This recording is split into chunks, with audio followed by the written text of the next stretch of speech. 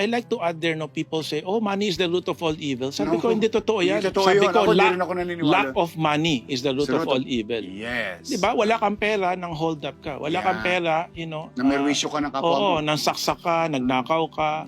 Di ba? So, this is the world that we live in right now. Kung walang pera, walang aandar. Tama? So, paano mo sabihin na hindi importante yung pera? Hindi natin love yung pera. Hindi natin love. Pero That's- lahat ng kailangan mo gawin, kailangan ng pera. Walang pera, walang ilaw. Walang pera, walang tubig. Walang pera, walang Walang bigas. pagkain. Tama? Walang pera, walang tuition. Walang pera, walang pamasahe yung mga bata. mahalaga ang pera. Hindi mo kailangan Diyosin ang pera. Yes. Pero mahalaga ang pera. Yes. At ang pera hindi dumarating. Yes. Pinagsisikapan. Yes. Diba? Kailangan magpursige ka, magsikap ka. Because if you have something, now you have option. Mm-mm. To save. Option, option, Oo, option. ang dami mong option talaga.